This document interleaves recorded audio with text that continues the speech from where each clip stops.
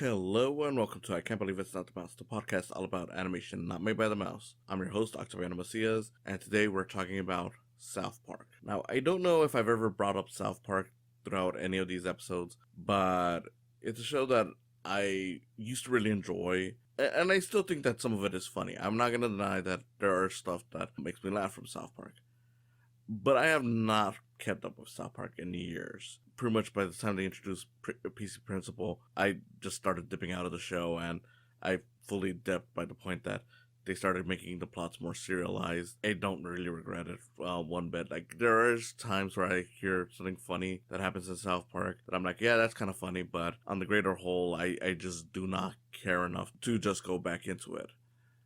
And yet, I have found myself watching the some of the specials. I'm not gonna lie that I watched the 2-part COVID special where they're adults, and in terms of the subject of today's episode, I watched the end of Obesity just to get it fully set this up. I do want to talk about why I don't really watch South Park all that much anymore. Before we get started, I just want to say if you're listening to this on YouTube, go ahead and give it a like, subscribe to the channel, feel free to comment, and ring the bell for notifications. Also, if you're on Spotify or just any other podcast site, follow this show on those platforms. So here's my thing with South Park. You can kind of tell that the show is done on a weekly basis, which at first sounds impressive because it's like, hey, you did a whole episode within a week, and this is a show that's watched by a lot of people, so it's not like some cheap web show. The animation does look kind of cheap, but even that's kind of gotten advanced, more advanced as the show's gone on. But it pretty much comes down to that, like, yeah, that is kind of impressive until you actually watch the episodes and you start realizing, like, yeah, you can tell that this was done within a week. Whether it's some stuff is very topical to a point that there are episodes that I feel just don't even hold up just because it's like, this probably doesn't make sense to anyone who wasn't even aware of what that news that news cycle was like. And then there's just the stuff like that sometimes the episodes feel like they have a few story beats that didn't resolve all that right. And that's because, again, since it's done within a week, it's like, okay, we can only do so much, and there were some kinks that were never ironed out. And when it's bad, you can really notice that. But on top of that, South Park just, to me, just kind of slowly got annoying, just because it's like, since again, it is very topical, a lot of it relies on what Matt Stone and Trey Parker are currently feeling, or as far as I'm told, I think at least one of them is mostly involved now, whereas the other one is kind of more laid back on it. I don't know how true that is, so I'm not even going to go into that. But point being is that since it is like that, it means that, yeah, it kind of comes down to like whether or not you agree with their stances on things or not. And not that I'm trying to say that, like, oh, I have to agree with someone's politics in order to enjoy their stuff. Not at all. There's a lot of things out there that I'm like, yeah, this was made by people whose politics I don't like, and I still enjoy. But since it is very opinion heavy, it's like, yeah, at a certain point, it becomes harder and harder to enjoy when you don't agree with what exactly they're saying. And I'm not just talking about like the offensive stuff, which there is quite a few offensive stuff in here, where like, okay, their stance on trans people is very shitty. So of course, when they handle that on the show, it kind of becomes hard to really enjoy. But even on some of the lesser stuff, like okay, I still enjoy, at least to an extent, when they first did like the whole, oh, here's like the re-releases of like the Star Wars movies and whatnot, like when they were poking fun at George Lucas changing that stuff, just because I'm like, yeah, I kind of get it. It is annoying, especially on the stuff that was changed. I don't really like the whole thing about the episode where it's like, okay, well, since it's out there, it belongs to the fans, and that means you can't change it. It's like, I don't vibe with that. I mean, I'm like, look, for me specifically, I just feel like the biggest problem with George Lucas's approach on Star Wars is just that he didn't allow the original versions of those movies to be seen. I'm like, you change them all you want, as long as you let us watch the way it was originally released. Because there are some people who will hold that version close to their heart. That's all I really ever asked. They took it a step further, and I was just like, I don't really like that. Now, granted, that first time when they did it, I actually do kind of enjoy that episode. even though I disagree with it. But then they did it again where it was, I think, after the fourth Indiana Jones had come out, where they decided to make it a long rape joke about George Lucas and Steven Spielberg raping their properties. And I'm like, yeah, no, this one does not hold up all that well. Putting aside the rape stuff, which is already, uncomfortable enough, the idea of like, okay, well, these creators are coming in and doing their work again, and we just don't like it, resulting in this horrible depiction is like, yeah, I am not a big fan of it. I don't like it. That stuff sucks. And that's the thing with South Park is like, since a lot of it is based on what's going on, it's like you're gonna get stuff where it's like it doesn't hold up for various reasons. Sometimes it's a matter of we don't have enough info to even say anything about it. Granted, by this point I had stopped watching it, but I know that they made Mr. Garrison into a Trump-like figure, so they had him as a stand-up for Trump. And then eventually, when Trump won, even the South Park crew was shocked by it, so they had to quickly change some stuff about that episode and what they were planning to do. And I'm like, this is again part of the reason why you don't do everything at the very last minute, but it also just kind of highlights how lame this thing can be. But on the greater whole, it's just that I don't really find a lot of it funny anymore. I still find a lot of South Park funny, but because it's so topical heavy, and I don't know, like I feel like it becomes very obvious that the creators are kind of like, yeah, we're just doing this just because Comedy Central pays us to. It bleeds into the work, because I'm like, I've seen the Book of Mormon, very funny play. I'm looking forward to their movie with Kendrick Lamar. So I do think they're still talented people, especially because when you got the stuff that takes a little more time. Like I played The Stick of Truth, very funny game, and that was at a point where I kind of was teetering out of South Park.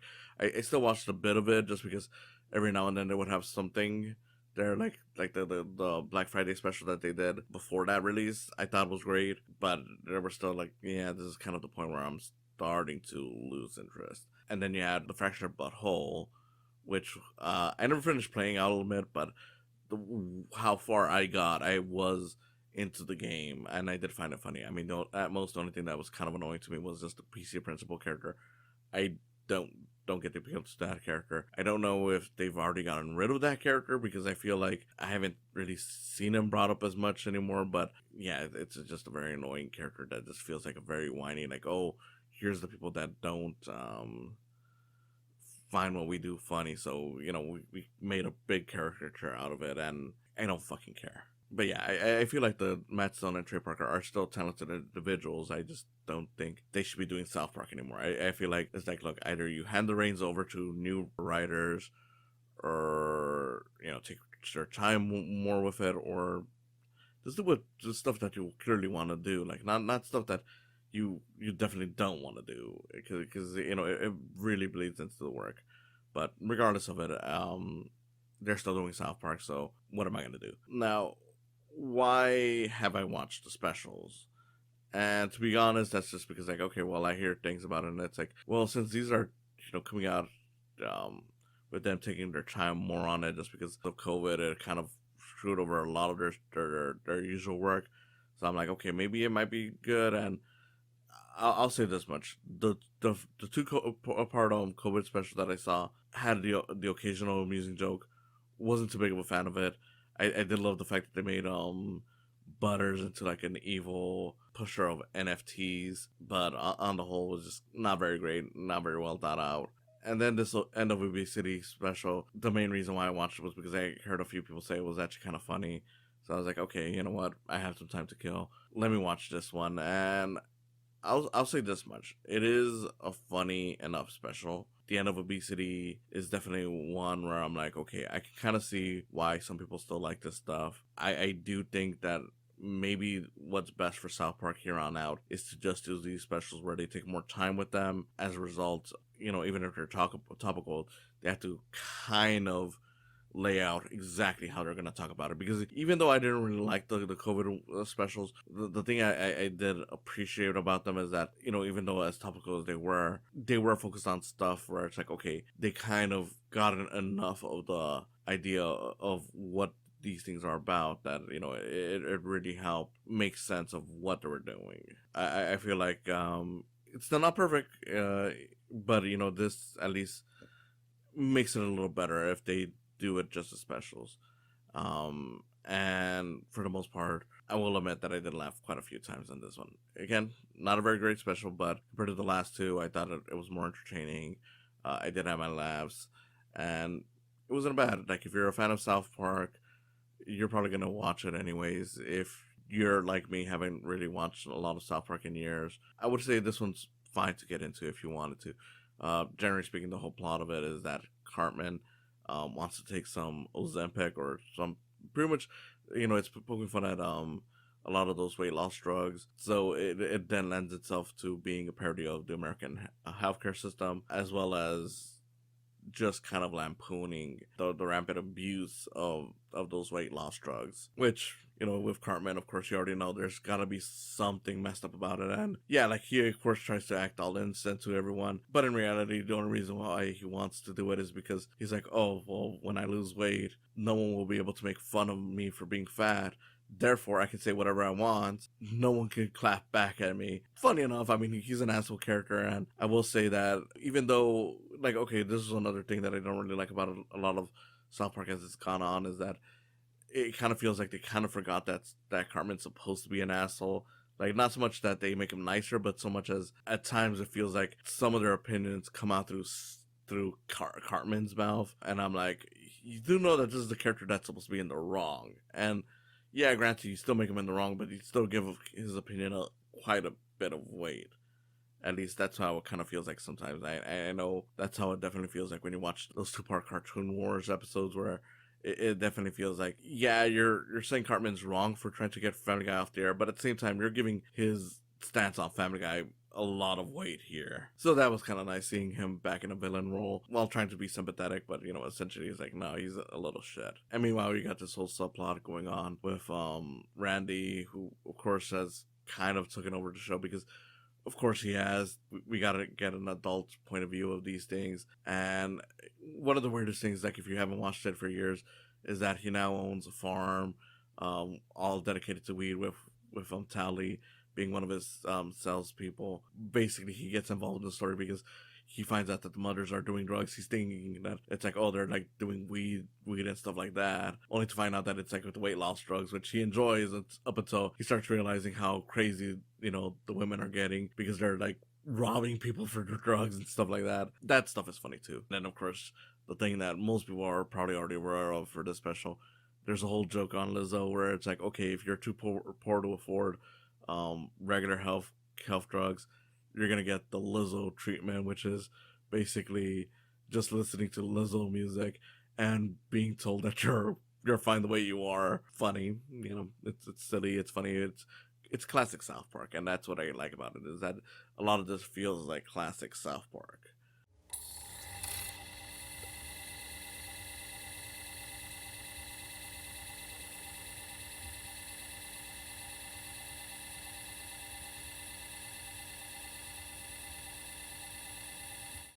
So throughout this entire thing, I just kept on looking at it, and I was like, okay, so I'm kind of into this. I don't think it's enough to win me back over to watch more South Park, but it is definitely enough where I'm like, even though I didn't really care for the first two specials that I saw, the fact that I watched them, it still kind of baffles me, but hey, they were there. But after this one, I'm like, okay, so maybe this is the way to go to see more South Park, unless they change how they do their seasons. I don't know, because I'm like, I don't care about a lot of season-long story arcs, even outside of South Park. I'm not too big on it.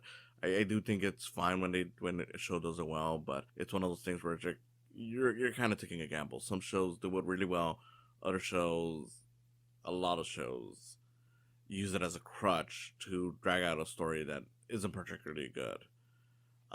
And unfortunately, with South Park's case, it kind of feels like it's that. And again, because this is a longer thing that probably takes longer to work on, it means that, yeah, they probably had the time and plan their jokes a lot more and what they're lampooning, more than a usual episode, where it's like a usual episode you might be like, okay, well, the big thing that happened this week was, I don't know, Will Smith slapped someone, so we're gonna do a whole episode on that. I don't know if they ever did that. I don't think so.